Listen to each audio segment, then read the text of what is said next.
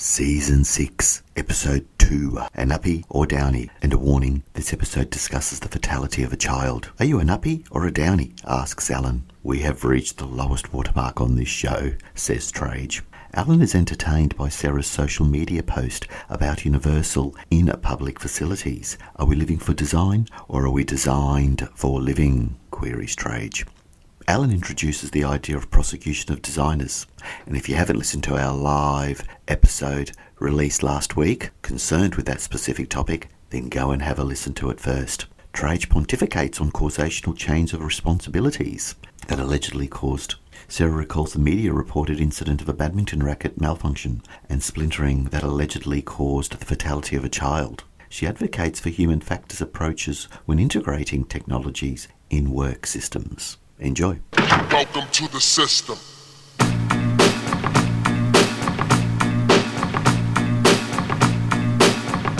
Yeah. 1, 2, kid. This B. R for D. And we're gonna bust it up like this. I'm crushing empty bourbon cans with my dirty hands, poisoned by devil's weed, dreaming off foreign lands. Ever since my very spark of life, I've been caught in this astrological plot. Hello, and welcome to the Why Work podcast, a series of playful legal dissections on the most curious and alarming events in the world of work. The podcasters Alan Girl, Trajce Svetkovsky and Sara Pazell debate how to craft a better experience of work. Sit back, relax and enjoy. And remember, none of the things we talk about today should be construed as legal advice or any other type of advice. We're just here to talk about all things related to work. Well, Trajce, as you know, Sara publishes a lot of material and in a lot of forums, including on LinkedIn. And one of the things that she published on LinkedIn really caught my attention. And I realised something. You know, we've been friends for a very long time. And I realised I did not know whether you're an Uppy or a Downy. What? Well, Uppers or downers, or Uppy or a Downy? an Uppy Inner or a or outer Downy. belly button? I'm thinking, what's an uppy or a downy? So Sara published this article about toilet seats. Oh, About handicapped toilet seats. Schiphol Airport? no. That stuff, the fly? No, No, toilets have the been cockroach. a thing. She's even got a picture in her article. Oh, of That's- a stop handicapped toilet it. We seat. have reached the lowest watermark on this program. No, it's an interesting topic. Toilets are a Shocked thing to be a because part of this. Toilets are a thing because I've taken a photo of a toilet in Kazakhstan that we've talked about, or Hey. we've taken the photo of the Schiphol Airport and the design strategies, and now this was one just locally in the Sunshine Coast. Right, well, there you go. Oh So- my goodness, Alan, so do tell. The issue was when you're designing a toilet seat, whether you should design it in a way that the seat can be lifted up and held up for some men to urinate, or whether the seat should be incapable of being held up, which caused one of Sara's friends to struggle because they refused to sit down to go to the toilet. I don't know that they refused. They were just, it wasn't their habitual way of approaching the toilet to do a wee. So he was trying to balance, and he role played this and just had us in hysterics while he was trying to hold the toilet seat that was blocked Well, from the you backrest. put some very colourful words. You said Okay. aiming and shooting while juggling a one-legged prop of the toilet seat. Hang on, Which is is this an image that Is this I on can't LinkedIn? really relate to. But, Is this published? Is this on LinkedIn? this is published. It's Sara. on LinkedIn. It's on LinkedIn, and it's I can't completely believe to Wow. open the discussion on universal design, inclusive design strategies, accessibility, and to say what are the real trade-offs and what do we do habitually that is familiar that confronts us when design changes. So please take it as it is. I completely advocate for accessible design, and universal design is a great ideal but very difficult to achieve. So in this example, it raises lots of philosophical issues like Yes. you're touching on now. But for the users of public toilets, it'll be a mixed group of users. And Mixed even group. if you just look at men, there was a mixed group of men. So you're going to have men in wheelchairs and Yes. men who are not in wheelchairs. And some men will be uppies and some men will be downies, and Trajce So still has not toilet seat revealed up, whether he's toilet an seat uppie or a up, or downy. toilet seat down. Correct. And in terms of design, that seat that you display in that picture is really forcing men to use a toilet in a way that they're not wanting to. May or may not be familiar to them, right? So what happened, Trajce, basically there is a padded backrest and armrests, right, that fit as an add-on, adjunctive to the existing toilet. And what happens is when you lift the toilet seat, if you were going to stand in your approach and aim and shoot and wee into the bowl, then the toilet seat won't stay raised. It blocks, the backrest blocks it, and it slams down. So this guy's trying to do this one-legged stand juggle like a stork, right? And approach the toilet seat because he's just familiar with standing. So he's thinking, am I missing something? Am I doing something wrong? So he didn't pause to think, put it down his and friend just sit. needs two hands. He's got to use his foot to hold up the seat. So, hang on. Are these specially designed seats? I'll show you the There's a photo. picture. It's It's traditionally traditional. designed for people in wheelchairs. To have better access and have some armrests to get on and off if you have at least some capability of transfers, but you need the assistance of some handrails. And absolutely applaud people who are installing public toilets for making them accessible for people that are in wheelchairs. Absolutely applaud that. But it then does raise the philosophical question about, should you be designing public facilities to be accessible for everyone?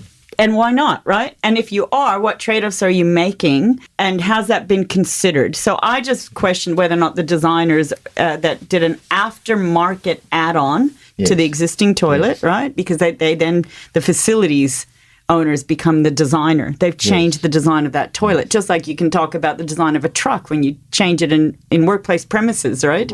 So they've changed this. And they need to... I'm just... okay. All right. Stop. Okay. Okay. All right. Let's get going. All right. So I guess the upshot, what happened? Was it a happy... We just laughed at merriment because he was demonstrating his approach to try and stand one-legged and aim and shoot into the toilet bowl. Oh, this was the third way. So this was the compromise. You can put one foot up. Well, I don't know that I could actually do it. I haven't attempted it. Can you stork it? Well, I do Pilates, so it's possible I could. Vrksasana, the yoga tree pose. Well, you do the rock climbing too. Yeah, so maybe you could. Climbing, maybe you could. So, if I attempt to do it, I'll end up falling over and hurting myself. I can see it coming. So Downy, right? We got a vote here. Alan says Downy. I'm still struggling to conceptualise the ring, the second seat, the ring. Do you lift it up or do you put it down? An uppy or a downy? Well, you end up... What do you normally if you're standing, you've got to lift it up. And then down. Well, we're just talking about only one function. Yeah, up and then down, and then you close the lid, right? So it's how you're taught. Like, you just... So you're taught. There you go. So that's part of his habit. Learned behaviour. So you do lift it up and you stand. The question is, do you stand or do you sit? Look, I am a person of variety. Whatever takes my whim on that day. Spontaneity. Spontaneity is Trajce's middle name. Spontaneity. It's always a surprise. Always a surprise. Freedom of choice is what you want. And freedom from choice is what you're giving us. So because Sarah, I have a son and seeing his approaches when he was little, and no, not now, he's older, right? So no embarrassment here. But fatigue times, sit. Energized times, stand. That's how I would categorize. Well, there you go. For some kids' approach. I've never thought of it that way before, but yeah, maybe. Has design just gone too far? No, I think the message is that nothing is out of bounds when it comes to design. Anything that involves human activity is should be considered. And design of structures causes behaviors to change. So it informs behaviors. That's the whole point. So design and structures and job design and all kinds of things. Design shapes behaviors. So I thought this case was really interesting because you had to think about very intimate things for just a segment of the community. But familiar. So you're talking about things, right? Men who are not in wheelchairs, and for that segment of the community, you have to think about what do they want, what do they need, how do you balance their wants and needs against the wants and needs of others. Did you consider the wants and needs? Did you consider all the scenarios that might unfold? And that was really my point, is I suspect that there wasn't that level of consideration. And I'm so pleased, Alan, that my little business social media causes I just couldn't believe I was looking at a toilet seat on LinkedIn. But this much thinking. Well, we have reached the lowest watermark of this show. But however, in a workplace, all these issues arise in a workplace. All the time. So therefore, it makes me wonder, are we living for design or are we designed for living? Ooh. Well, hopefully it's the latter. With big brother looking over your shoulder, he's there to mold you, turn it into a number. But we're making accommodations all the time and having to do workarounds, or what I've been calling near rights in my thesis, But that must be really frustrating in design. Surely you want to get a design outcome where you make everyone happy. As many people as possible, or understand the trade-offs and disclose these. And so for businesses receiving a design of anything, any artifact, any property, any product, any system, they need to understand that level of work and what trade-offs are they accepting. So how do they manage those trade-offs? And that is the pinnacle of my research right now in mining. Oh my gosh, you've just said is why I'm so excited writing this report. Listening to it, for me, it appears that this whole concept of design, it's very utilitarian. Like, your philosophy is utilitarianism in the idea of the greatest good for the greatest number, and of course not everyone's going to be happy. It's not just the greatest good, it's also about pleasure in that. Well, that's utilitarianism as well. Because there's some medical evidence that men would be better off if they sat down all the time. Really? Like squatting, they say. No, sitting. It's supposed to. There's some medical evidence that indicates that it's better biologically if you sit. But actually what I read is squatting. So if you had the capability to squat, Asian squat is even better. There you go. There's another point. You know, I'm just trying to think in Asia whether I've seen toilet seats that are designed for both squatting and standing and sitting. But anyway. It's interesting. But design, see, it consumes us. Okay, it occupies all of facets, including Uppies and Downies. You see, there's not one part of life that does not intersect with design. Thank you. And I like warmies because I just came back from Japan. I just came back from Japan and the toilets there are phenomenal. So they can play music, they can adjust the lighting, they warm your seat. You're whoa, what's happening? Yes. Right? It's all happening in some of these. But you don't seem to be able to get them in Australia. I think you can special order. I think you can special order. Warmies. But maybe for Melbourne, but not Brisbane. What? But there's a whole lot of other functions. It's so cold lately. Brisbane could design, or Queensland could design toilet seats that just shoot off a little bit of insecticide, because that song, there's a red back on the toilet seat when I was there last night. So maybe we could design for functional things to avoid redbacks. The Toto is the name of the toilet in Japan that has so many features that you wouldn't even know you needed those features. It's so first world, but then once you have those features, do you need your seat to vibrate? Jiggle it just a little bit. Like the whole body vibration app. Well, that's for design. Just a little. Yeah, design for living, and you see in the pursuit of the happiness principle. Yeah. So this is what design, it unleashes all potential. So, these designers. Now, we were having a discussion before we started recording, and we're seeing in the work health and safety space the boundaries expanding, and I think we both agree that historically there weren't many prosecutions of designers, but that's changing. That absolutely is changing, and Sara, close to home for you, there was a water tank that burst, flooding the roads, and there was a prosecution that arose out of that. Now, the defendant got off that charge, or was not found guilty, and probably rightly so. But it was definitely a charge where someone was prosecuted specifically in relation to design. Now, we've got another case which just come out. And could I just say, it was not only the entity, so the PCBU, but also the director. So it was also a due diligence related matter. So it's important because whilst these cases are far and few between, but not so much anymore. Yeah, and that's interesting. And Alan really brought that home. And the phenomenon of design just requires you to look at so many different scenarios, expected and unexpected, what I call the known and unknown kinds of scenarios, like the media, if this is correct. And what I read in, a news media the other day was just a child in the U.S. Playing badminton, and family are away on holiday and just gotten away. Did you see this article? No, and I didn't. This child's playing with her siblings, and they hear this scream, this blood-curdling scream, and this is confronting.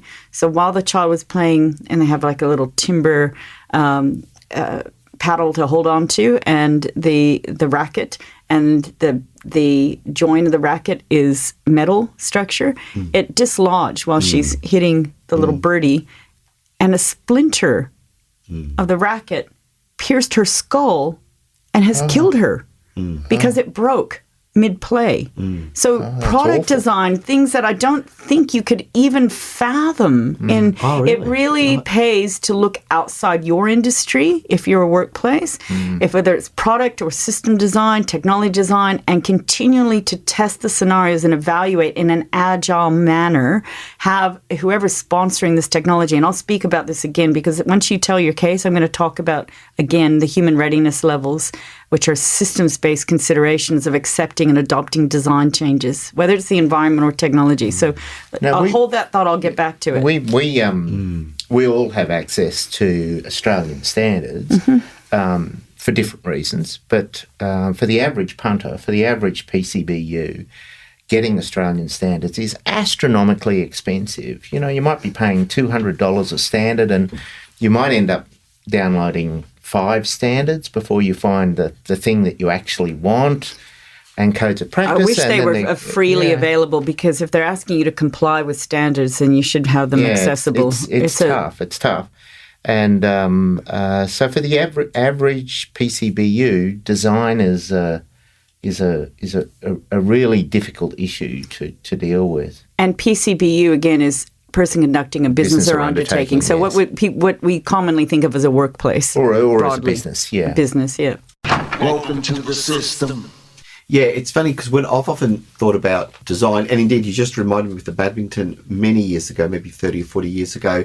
Do you remember, you may have had one of these bicycles, remember the Melbourne Star, Drag Star? Oh, those were cool. Yeah, the cool bikes, and you had the tassels on the side. Remember then suddenly some kids were putting these fiberglass flagpoles in the back, and I was one of those kids. Yeah, well, there was a quite horrific incident where the fiberglass, it snapped. It was just reminded me of the badminton. So it was a very poor design, and I think it pierced because the kid had a stack, and this thing snapped, and it should be like a fishing rod. It's not designed to snap, and it did. So you just reminded me the importance of that. It's not the correct term, but that almost causational chain of responsibility, if you like, right from the conception.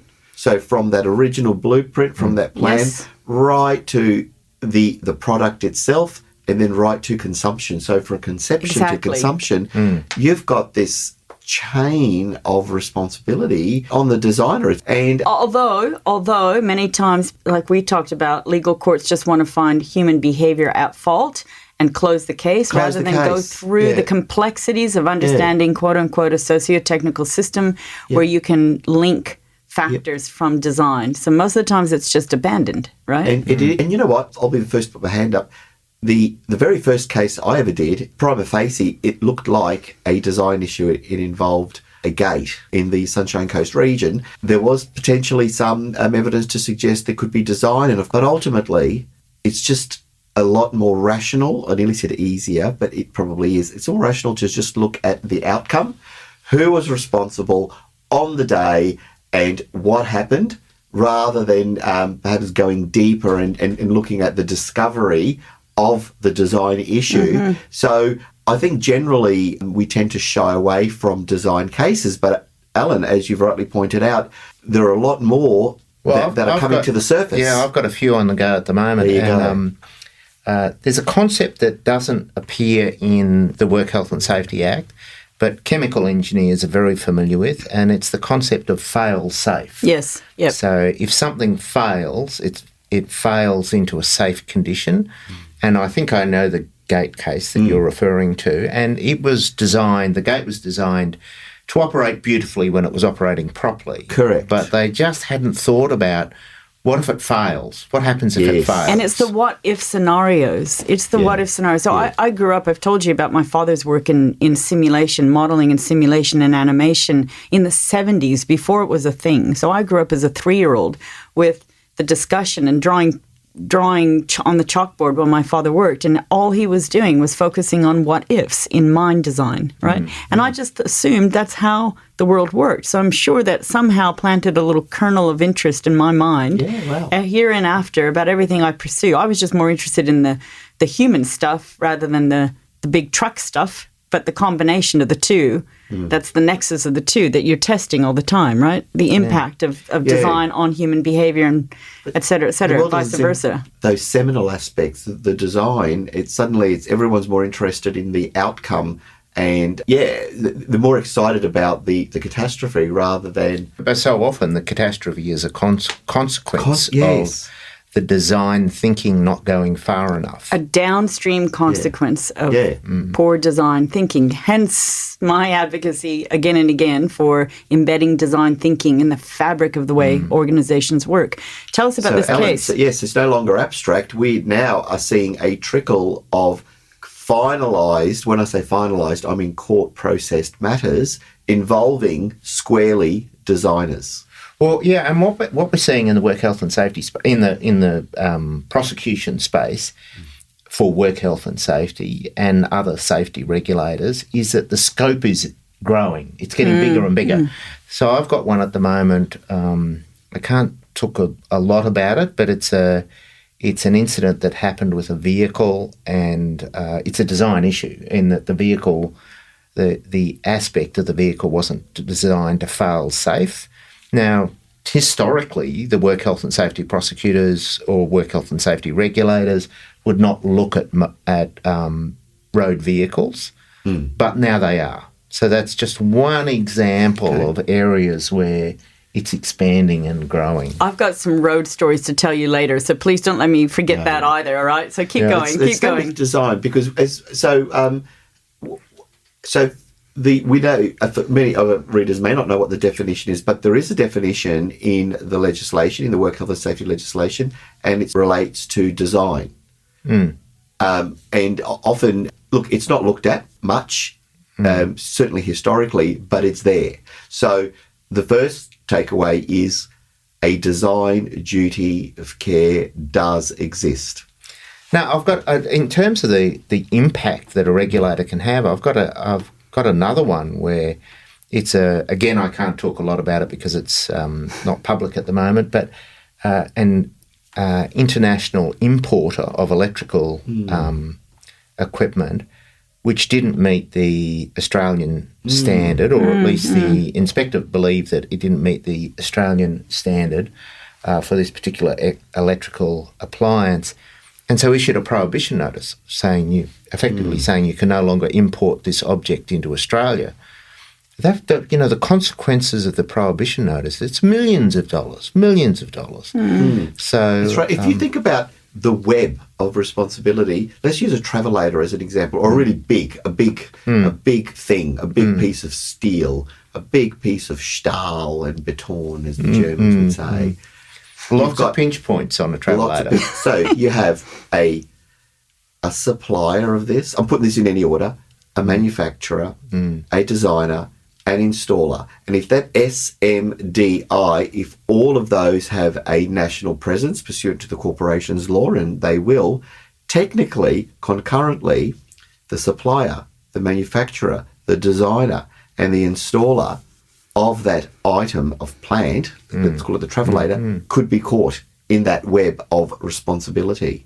So, but often, that's very close to talking about the chain of responsibility under the National Heavy Vehicle Law. And we don't, at least overtly, talk about a chain of responsibility under the Work Health and Safety Law. It's bizarre because I was at the conference recently at IHS and I went to the chain of responsibility presentation with respect to trucking.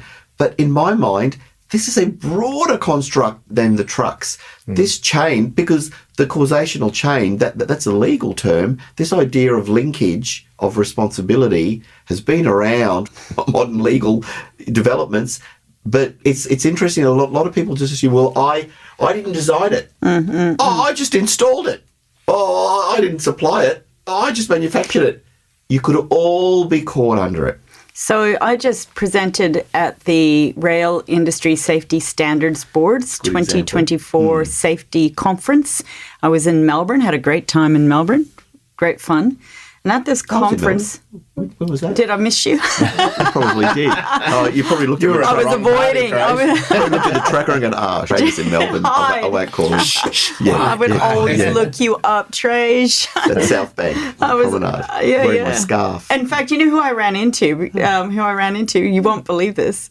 Disco Duck Duck Dave. He was at the same conference I was at. So you guys didn't invite me. No, I was there before you. You went like a couple weeks after me. And my son and I went for coffee, and I start seeing this dancing tribe down the laneways downtown, and it's Dave running a session. Hall. So I took some photos and some video. Dave Hall running Disco Duck Duck.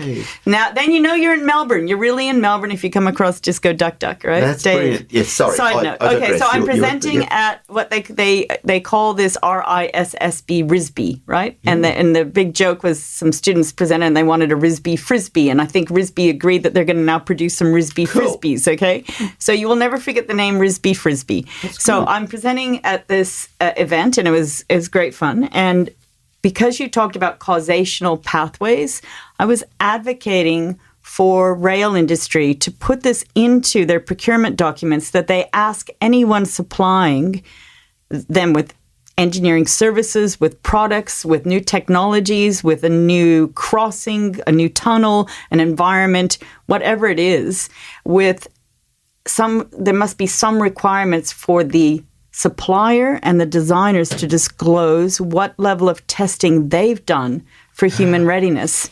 And Rail has done this somewhat because they asked their engineering suppliers to disclose that they have got embedded human factors engineering.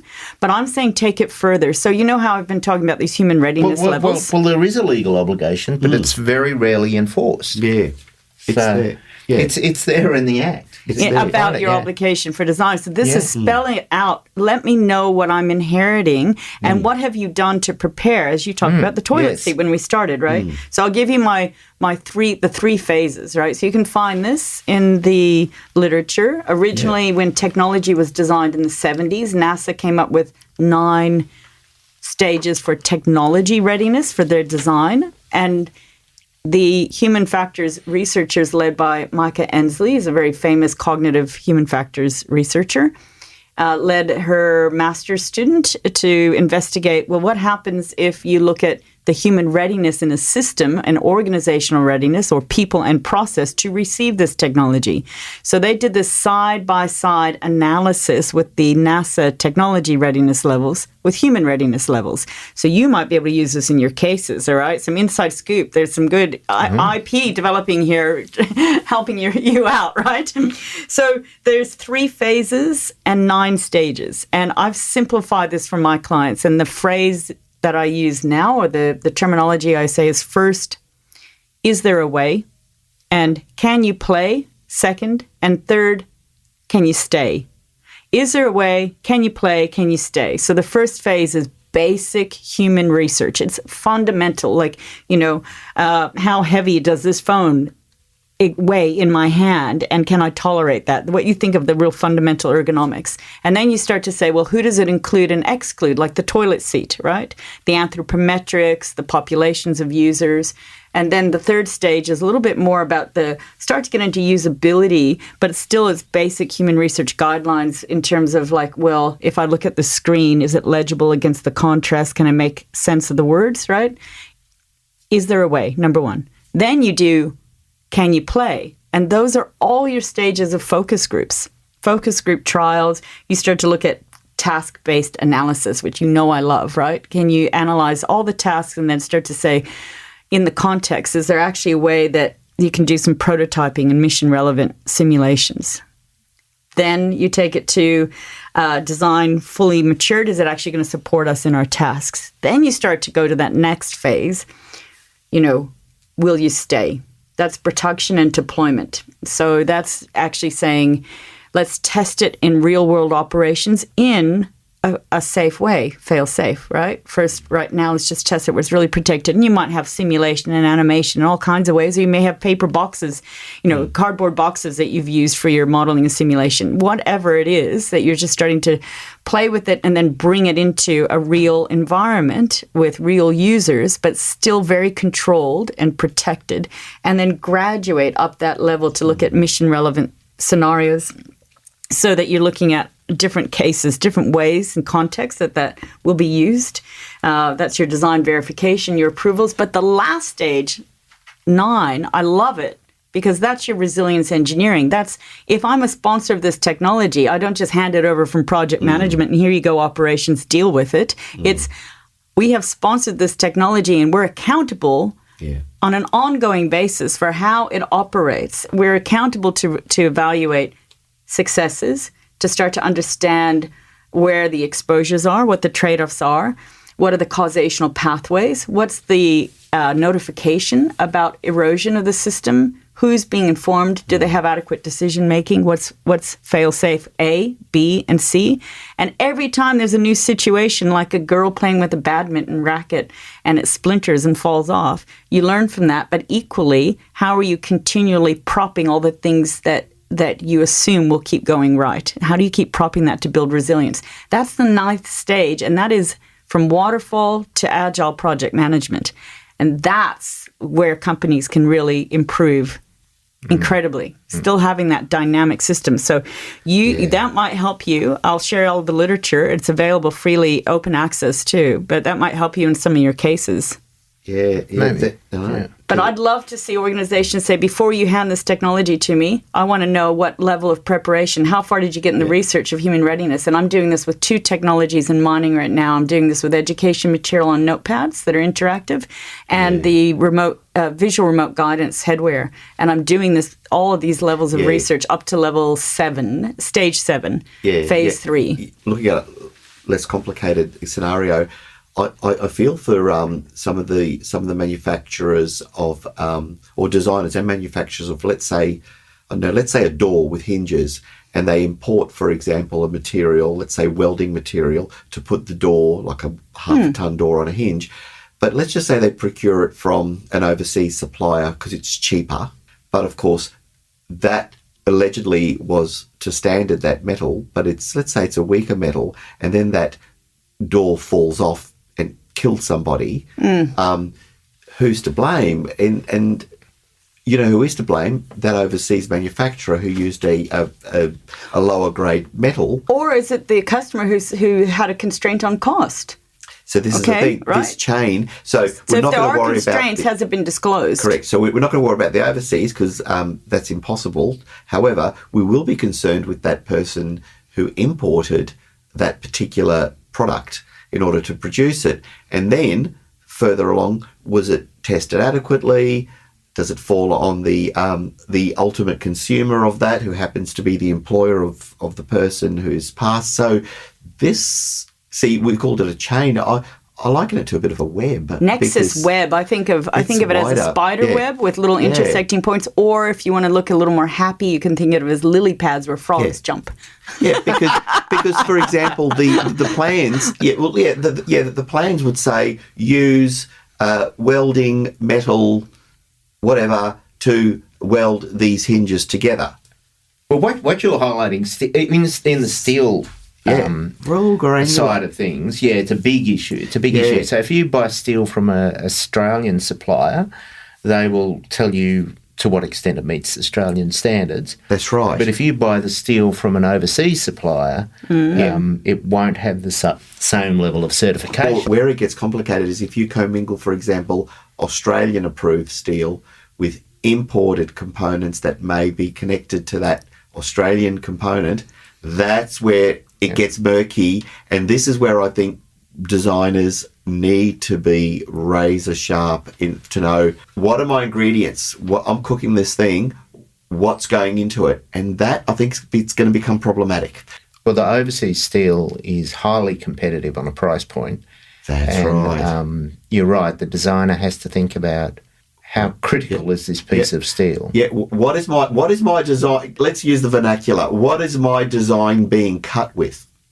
Is it the pure stuff, or are there outside sources? I'm just getting white crystals in my Yeah, I know, mind. so when you're am I. saying that. I'm just You saying are because- too, yeah, So right? for all those design engineers out there, you know, when Yeah. Trajce is thinking of you, he's thinking of The pure. White the crystal, pure We're white off the block. Are you No, because- taking shortcuts? Yeah, what are you because here's mixing the it thing: with? if you start cutting it and mixing it, and on paper it's great. But we used this imported steel, which really wasn't to Australian standard, and that was used to weld the two hinges, and then one of them falls over time, or not to Australian conditions, or what have you.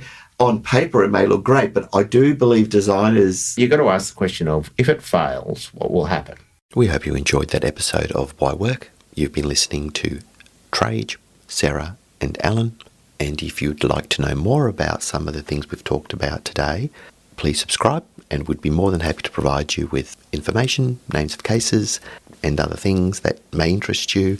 Please be aware that none of the matters we've talked about today should be construed as legal advice or any other type of advice. We're just here to talk about all things related to work. See you next time. What you thinking? You jumped up in the system. Welcome to the system. Welcome to the system. Welcome to the system. Yeah. Welcome to the system. Here we go. Welcome to the system.